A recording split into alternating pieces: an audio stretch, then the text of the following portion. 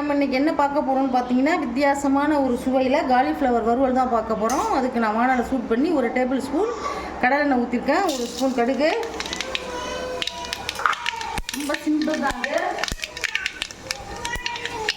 ஜீரகம், ஒரு கொத்து கருவேப்பிலை, ஒரு மீடியம் சைஸ் வெங்காயம், நல்லா கண்ணாடி பண்ண வரைக்கும்.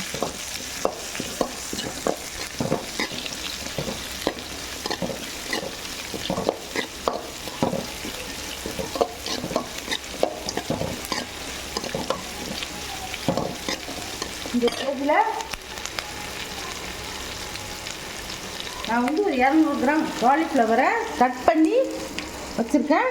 வெந்நீரில் போட்டு விதவிதப்பான வெந்நீரில் போட்டு வச்சுருக்கேன். அதையும் இதில் போட்டு வதக்கிக்கலாம்.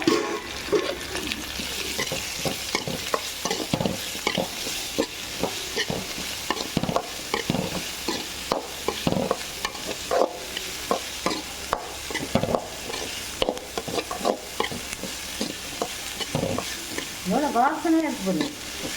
ஏன்னா அது வெந்நீரில் போட்டதுனால ரொம்ப வேக்காடு ஆகாது, சீக்கிரம் ஆயிடும். இப்போது இதில் நான் மீடியம் சைஸ் ஒரு தக்காளி உரன்னு வச்சு வச்சுருக்கேன். அதையும் போடலாம்.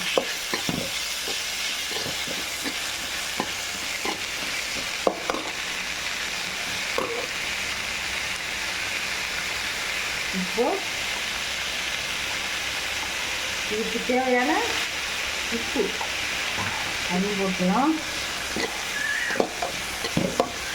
ரொம்ப அருமையாக இருக்கும். எல்லோரும் செஞ்சு பாருங்கள். பசங்களாம் சாப்பிடுவாங்க, நல்லா சாப்பிடுவாங்க. அருமையான ஒரு வறுவல் இது.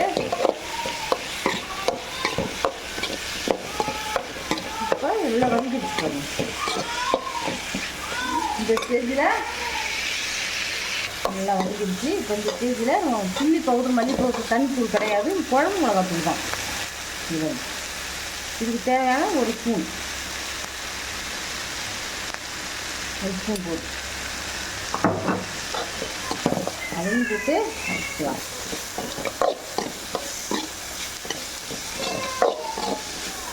அடுத்தது ஒரு டேபிள் ஸ்பூன் கெட்டி தயிர், அதையும் போட்டுக்கலாம். ரொம்ப ரொம்ப டேஸ்ட்டாக இருக்கும். ரொம்ப சுவையாகவும் ரொம்பவும் டேஸ்ட்டாகவும் இருக்கும். அடுத்த ஸ்டேஜு மிக்சியை கழுவி நான் ஒரு 3/4 டம்ளர் தண்ணி ஊற்றுறேன். தேவையான பொருள்லாம் போட்டுட்டோம். எப்படி இருப்பாருங்க. தயிர் சாதம், சாம்பார் சாதம் எல்லாத்துக்குமே நல்லாயிருக்கும். சப்பாத்தி கூட கொடுக்கலாம். இப்போ ஒரே குருமாவாக இல்லாமல் இது மாதிரி நம்ம தொட்டுக்கலாம்.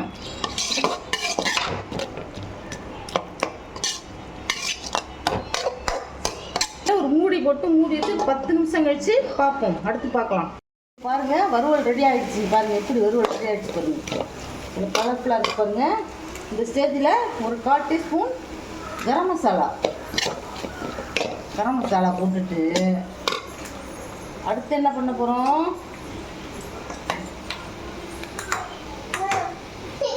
அடுத்து ஒரு 1/2 டீஸ்பூன்